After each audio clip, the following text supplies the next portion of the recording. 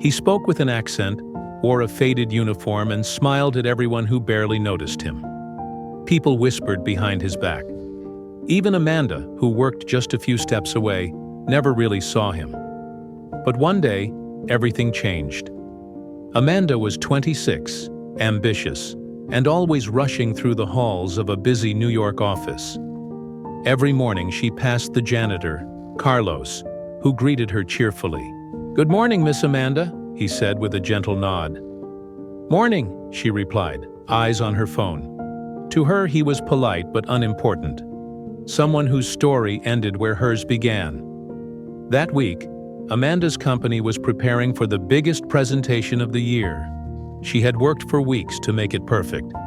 Everyone knew if it went well, she would finally get her promotion. It was late evening when the lights in the hallway flickered. The coffee machine in the break room sparked and went dead.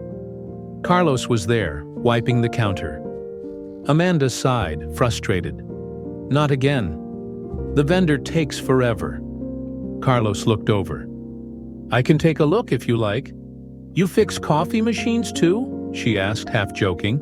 He smiled. "Machines are machines. You just have to listen to what they are trying to say." Amanda watched as he knelt down, adjusted a wire, and brought the machine back to life. Steam hissed, lights blinked, and the familiar hum returned. She blinked. "You really fixed it," Carlos shrugged. "I used to be a mechanical engineer, back home." Amanda hesitated. "Wait, you're serious?" He nodded. "Yes, my degree did not transfer here, but I still understand how things work." Something in his calm confidence made her pause. The next morning, Amanda looked at him differently. But the real test came 2 days later. Just before the client arrived, the entire air system failed.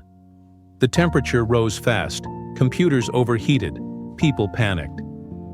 "Call the repair company," someone shouted. "They said at least 2 hours," another replied. Amanda froze. 2 hours meant disaster. Then she saw Carlos walking toward the service room with his small toolbox. "Carlos, wait," she called. "You think you can fix this?" "I can try," he said simply. Inside the room, the air was thick with heat. Metal clanged, the fan groaned. Carlos studied the panel, beads of sweat forming on his forehead. He reached for a loose relay, and a spark flashed. Amanda gasped. "Careful," he smiled faintly. "Sometimes machines test your patience." He reconnected the line, and with a loud click, the system roared back to life. Cool air rushed through the vents. The office erupted in cheers. Amanda just stared at him amazed. "Carlos, you just saved us." He wiped his hands and said softly, "I just fixed what I understand." That evening, Amanda sat alone at her desk, thinking about how easily she had judged him. She remembered how she once thought his accent made him sound less capable, and suddenly she felt ashamed. The next morning, she waited by the door.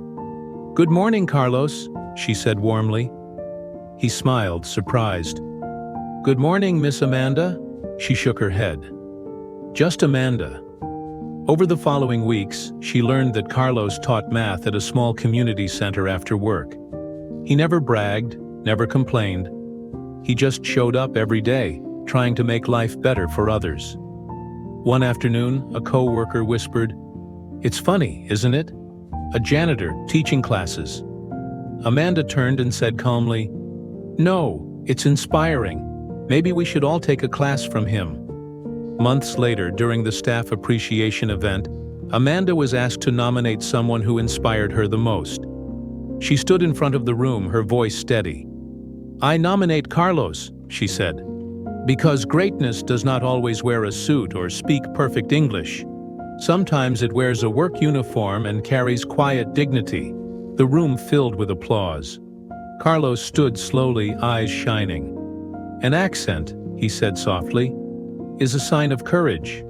It means I learned an extra language to stand here." Amanda smiled, her eyes wet. "I used to hear accents," she said. "Now I hear stories." So the next time you meet someone who looks or sounds different, take a moment before you judge. Behind every accent, behind every uniform, there might be a brilliance you have not yet seen.